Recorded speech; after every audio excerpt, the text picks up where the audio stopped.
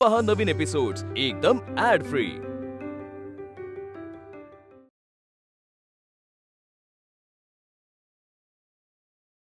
गुरुजी, गुरुजी, हाँ बोल रहे। गुरुजी कागद संपला। संपला म्हणजे? अहो संपला म्हणजे संपला, संपला। असं कसं संपला? काहीच शिल्लक नाहीये? नाही, थोडासा शिल्लक आहे, पण आज 2000 प्रतींची मागणी आहे, त्यामुळे आपल्याला कागद मागवावा लागेल। आणि हे तुम्हाला आत्ता सांगतोयस? कागद अगदी संपत आल्यावर? नाही गुरुजी, तसं नाही, पण आजची मागणी 2000 हे कळल्यावरती मी थोडा अंदाज घेतला आणि कागद पुरेसा नाही हे कळल्यावर तुम्हाला लगेच सांगायला आलो।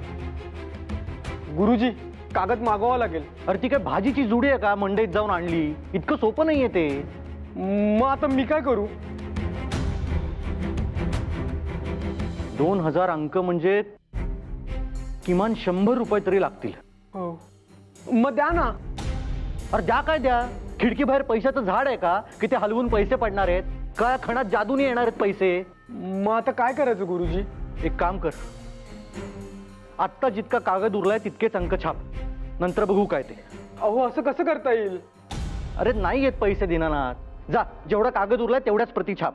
अहो गुरुजी पण दीनानाथ, तू इथं उभा राहिल्यानं इथं खणात पैसे येणार आहेत का आपोआप? जा बरं, जेवढा कागद उरलाय तेवढा प्रति छाप। बर। लोकांच्यात अग्रलेखाची चर्चा ही व्हायलाच हवी। त्यांची मतं बनण्यासाठी, बनलेली मतं तपासण्यासाठी अग्रलेख हा दिशादर्शक म्हणूनच कामी येतो। हो अगदीच। आता बडोदा आणि कोल्हापूर या दोन्ही प्रकरणात अग्रलेखाची भूमिका महत्वाची ठरतेच आहे, आणि कुठल्याही वृत्तपत्राचा अग्रलेख त्याची भूमिका ठरवत असतो, आणि हे निसंदिग्धच आहे। आता केसरीची लोकप्रियता पाहता आपल्याला ते जाणवतच आहे ना। पण या लोकप्रियतेचा आपल्याला काही फायदा होतोय का? फायदा होतोय का म्हणजे? म्हणजे केसरी कितीही लोकप्रिय झाला तरी आपली 1 रुपया वर्गणी आपण काही वाढवणार आहोत का? मग अशी दीनानाथ आला होता, 2000 प्रतींची मागणी असं सांगत होता। अहो आपटे, मग यात चिडण्यासारखं काय? इथं आनंदाची बातमी आहे। आपला खप वाढतोय, आनंद व्हायला हवा तुम्हाला। अहो आनंद नाही, आनंदी आनंद आहे गोपाळराव। पण खप कितीही वाढला तरी ती मागणी पूर्ण करण्यासाठी जे पैसे हवेत ते आपल्याकडे नाहीत, त्याचं काय? मगाशी अग्रलेखासाठी टिपणं काढत असताना दिनानाथ येऊन कागदासाठी पैसे मागू लागला। आता नाही येत पैसे तर कुठून द्यायचे? माझं तर डोकंच चालत नाही। हे सगळे हिशोबाचे आकडे, ही सगळी गणितं डोक्यात घोंगावू लागली। केव्हापासून वाट बघतोय की तुम्ही सगळे याल आणि हे सगळं सांगीन। आपटे, ही परिस्थिती आम्हास ठाऊक नाही अशातला काही भाग नाही, पण आता आपलं एकदा ठरलंय तर। अहो एकदा ठरवलंय म्हणजे नंतर बदल करायचेच नाहीत असं नाहीत ना। आता हे बघा, आपण सुरुवात केली तेव्हा केसरीचा खप फक्त 400 होता।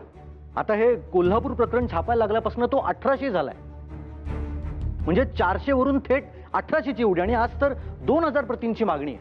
म्हणजे मी तर असं सुचवीन की आपण आपली वर्गणी थोडी वाढवावी, कर्ज फिटायलाच त्यांनी मदत होईल। हे बघा, कर्ज फेडायला आपण बांधील आहोतच, आणि रक्कम वाढवायची ही उत्तम संधी असेलही। पण आपटे, आपण एक खळबळजनक बातमी छापली आणि त्याचा फायदा घेऊन वर्गणी वाढवली आणि आपली घरे भरली, असा आरोप आपल्यावर झाला तर आपल्याला तो नाकारता येणार नाही। मग हे झाल्यावर आपल्याला स्वतःला आरशात बघता येईल का, सांगा मला? आणि असं व्हायला नको की लोकांना वाटेल की आपण आपल्या उद्देशापासून लांब पळतोय। नफा मिळवण्यासाठी वृत्तपत्र सुरू केलं असा ठपका लागेल आपल्यावर। तुम्हीच सांगा, वर्गणी वाढवणे फायद्याचे की तोट्याचे? बळवंतराव, तुम्ही त्यांच्यावर कशाला चिडताय? आपटेंचा हेतू प्रामाणिक आहे, तुमच्याही तत्वनिष्ठेचा मी आदरच करतो। तुम्हा दोघांना योग्य वाटेल त्याच मार्गाने केसरी मराठा पुढे जातील। येऊ का? नाना या, आता कोल्हापूरचाच विषय चर्चेत होता, काही नवीन खबर कोल्हापूरहून? मला तुमच्याशी खासगीत बोलायचंय। विषय तसा गंभीर आहे. नाना, ही मंडळी नाही आपली नाही, हरकत नाही, आम्ही येतो, तुम्ही बोलून घ्या. या आपटे.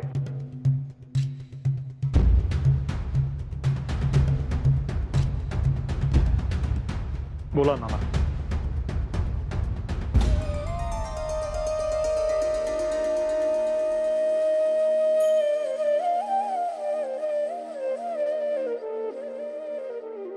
अगं भाई, नमस्कार करते. अष्टपुत्रा सौभाग्यवती भव, सुखी हो. आमच्या सुनबाई कुठे आहेत? तिने सांजेला तेलवात करावी तर ते नाही, सगळ्या गोष्टी सासूनीच शिकवायच्यात की काय? अगं, आमच्या यशोदेला जरा 4-2 गोष्टी चांगल्या शिकव. रीत भात म्हणून नाही हो मुलीला. अगं, पोर होत नाही तर आपणहून काही उपास तापास करावेत का नाही? तर ते नाही, सगळं मीच सांगायचं. बरं, हिला म्हटलं 16 सोमवारचं व्रत कर, तर पहिलाच सोमवार बुडवला. आता काय म्हणशील? कसं होणार मूलबाळ?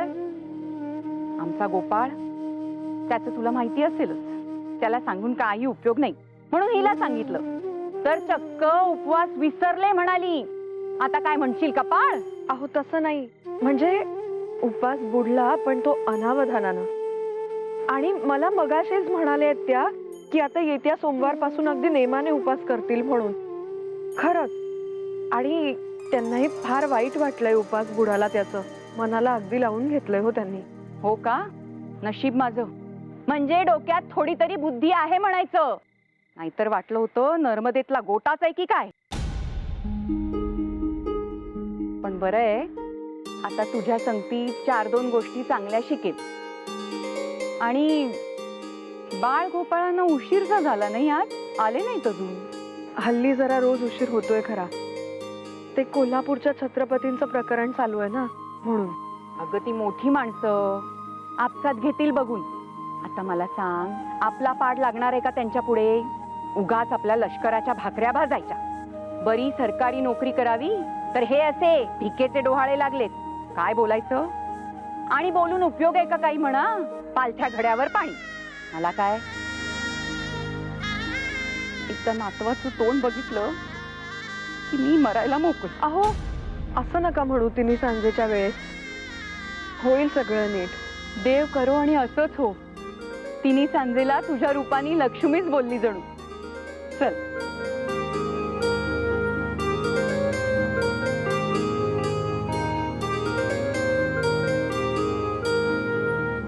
असं निभणाऱ्यांच्या पुढे यशोदा वहिनींचं. लक्ष्मी केशवा, तू सांभाळ रे बाबा. ही ती पत्रे, हा सूर्य आणि हा जयद्रथ.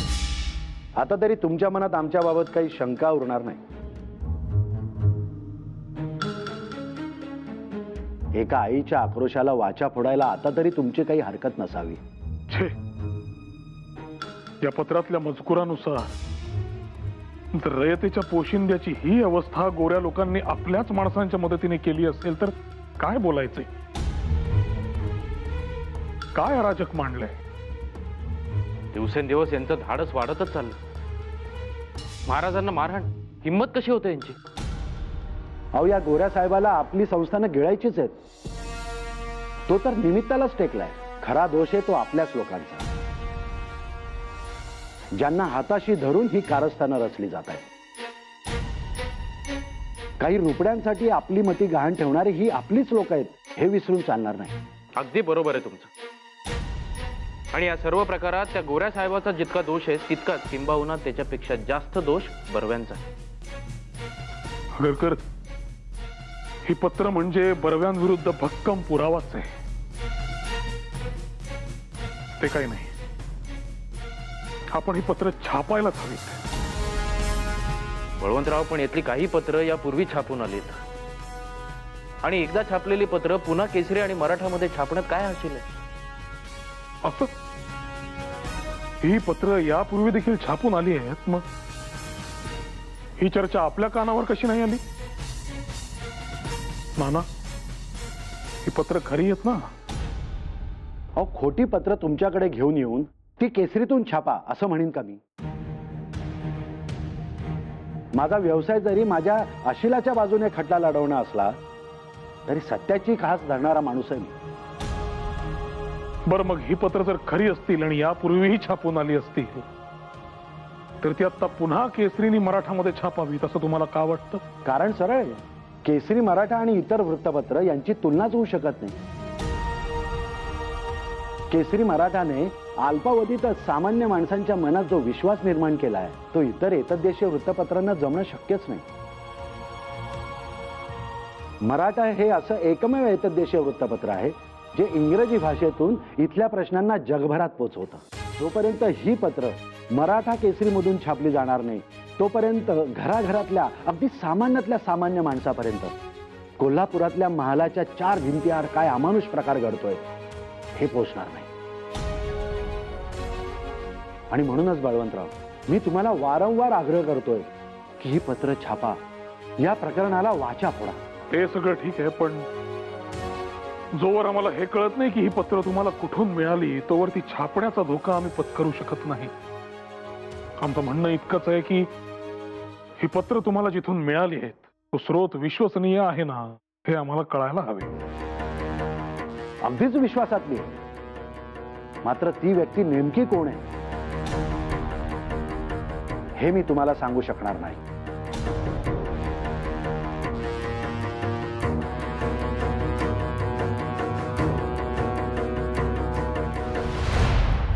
बळवंतराव, मला असं वाटतं आपण ती पत्र प्रसिद्ध करावीत जनतेसमोर, जेणेकरून महाराजांच्या वेळामागचं हे जे कारस्थान रचलंय ते उघडकीस येईल.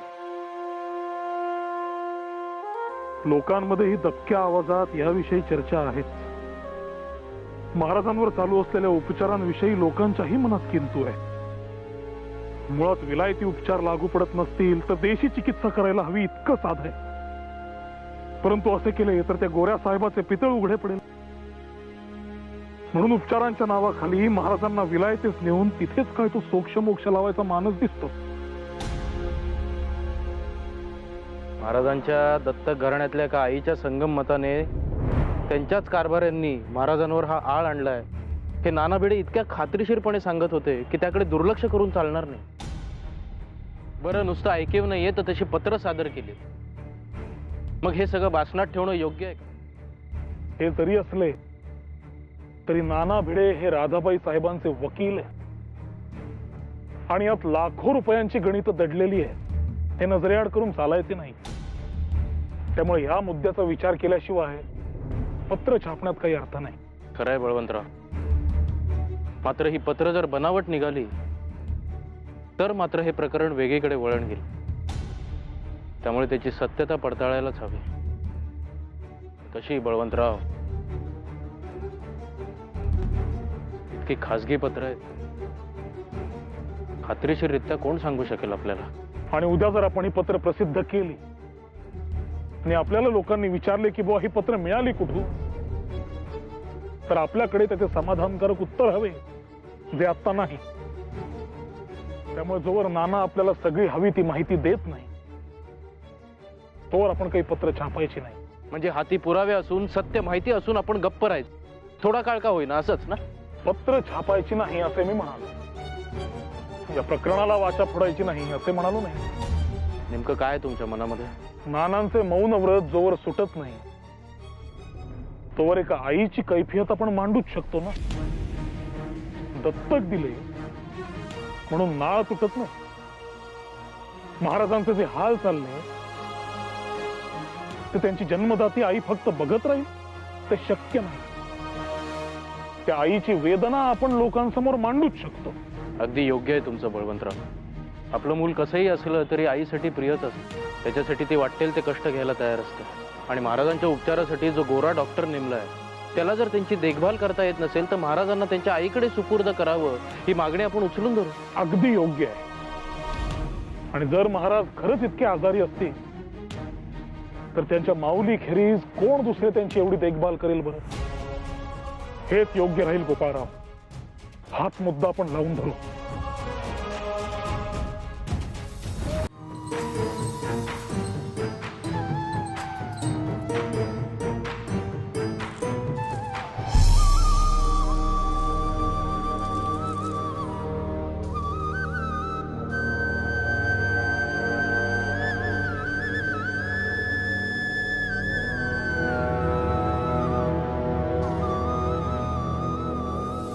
इतके मोठे कोल्हापूर संस्थान आणि त्या ठिकाणी चाललेला छळाचा प्रकार, तोही साक्षात संस्थानाच्या छत्रपतींचा सरकारच्या लक्षात येऊ नये हे, की जाणून बुजून या घटनेकडे कानाडोळा केला जात आहे.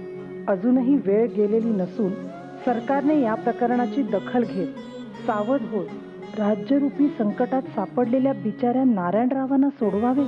करत असलेल्या उपचारांचा छत्रपतींना उपाय येत नसेल तर त्या मायलेकरांची 4 दिवस ताटातूट केली नाही तर चालणार नाही काय?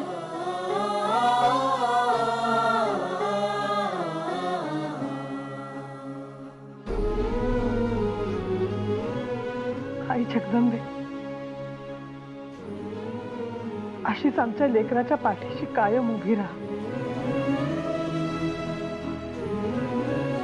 केसरीकरांना, आज तुम्ही एका आईच्या वेदनेवर फुंकर घातली. तिच्या संकटात असलेल्या लेकरासाठी तुम्ही मदतीची हाक दिली. ह्या आईचे आशीर्वाद सदैव तुमच्या पाठीशी असतील.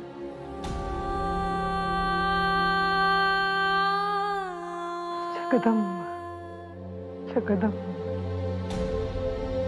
अहो, हे घ्या. अहो, गरम आहे. भाजलं का? भाजलं म्हणजे चांगलंच भाजलं. हे काय, तुझा चेहरा ओढल्यासारखा का दिसतोय? एक काम कर, हे दूध तूच संपव. नाही, नको. अगं, शरीर थकल्यासारखं दिसतंय. हे घे. नाही, नको म्हटलं ना, नको मला. कसं सांगू तुम्हाला, माझा निर्जळी उपास आहे. दूध काय, पाण्याचा थेंबही मला वर्ज्य आहे. आपल्या संसारात सुख यावं म्हणून मला हे करावंच लागणार आहे. यशोदा, अगं घेतेस ना? नाही, हल्ली मी बघतोय खाण्यापिण्याकडे तुझं लक्ष नाहीये आणि सतत ही अशी समाधी अवस्थेमध्ये असतेस तू. आता सुद्धा एवढं बोलतोय मी, तर उभ्या उभ्या समाधी अवस्थेत गेलीस तू. ते काय नाही, हे संपव आधी. नाही अहो, मी म्हटलं ना, इच्छा नाहीये माझी. मी गार करून आणू का? द्या तू मला. माझं काही ऐकायचं नाही असंच ठरवलंयस का? चेहरा बघ तुझा. ते काही नाही, हे संपव. नाही अहो, मी खरंच म्हणते, मला आता खरंच. भाजलं ना? थांब जरा, फडकं घेऊन येतो.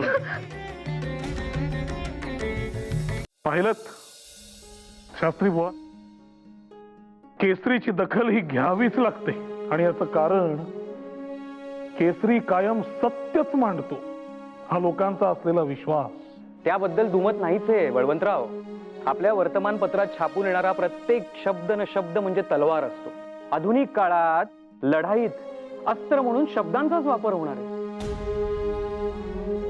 सामान्य माणूस जसा केसरीतील शब्द न शब्द, वृत्त आणि वृत्त याची दखल घेतो, तशीच ब्रिटिश दरबारी देखील घेतली जात असेल. अर्थात हीच ताकद आहे वर्तमानपत्रांची. तुमच्या लक्षात येत नाहीये मी काय म्हणतो ते. जशी इथे दखल घेतली जाऊन सत्य कळाल्यावर सामान्य माणसाच्या अंगात स्फुरण चढतं, तसं हे कळल्यावर ब्रिटिश दरबारी अस्वस्थता पसरली असेलच की. असेल, पसरलीच आहे अस्वस्थता. चौकशी कमिटी नेमण्याचा विचार चालू आहे म्हणून. आणि आपण पत्र छापल्यावर बर्वे काही गप्प बसणार नाही. तेव्हा त्यांच्या हालचाली सुरूही झाल्या असतील आणि त्या त्यांच्या लौकिकाला साजेशा असतील, यात मला शंका नाही. एका अग्रलेखाने इतकी खळबळ उडवली. विचार करा, पत्र छापून आलं तर काय होईल. आपटे, कशाची एवढी चिंता करताय? आपल्या शाळेची, बळवंतराव. शाळेची? हो. या अग्रलेखाचं प्रकरण लावून धरलं जाणार यात काही शंका नाही. पण आता ही पत्रही छापली तर अजूनच खळबळ माजेल. या सगळ्याचा आपल्या शाळेवर परिणाम होईल ही भीती वाटते. अगदी अगदी अगदी बरोबर आहे. हा विचार माझ्याही मनात येऊन गेलाय. एकदा लेखणी हाती घेतली की त्याच्या परिणामांना आपल्याला सामोरे जावे लागणारच. आपली ती तयारीच हवी. आपण बडोदे संस्थानावर देखील बातम्या केल्या आणि टी माधवरावही काय कमी वजनदार नव्हते. परंतु सरकारला नमते घ्यावे लागले. ही गोष्ट वर्तमानपत्राच्या सामर्थ्याची चुणूक दाखवणारी. काय बळवंतराव? अगदी अगदी योग्य आहे. लेखणीत किती ताकद आहे हे आपण सगळेच जण जाणतो. त्यामुळे आता डगमगून चालायचे नाही. वा, आणि ती लेखणी जर केसरीकरांची असेल तर बघायलाच नको. काय मंडळी, हे सगळं झालं तरी आपली हरिदासाची कथा पुन्हा मूळ पदावरच येते. मंडळी, आपण पुढे काय करणार आहोत आता? काय वाटतं मंडळी, ही पत्र आपण छापावीत का?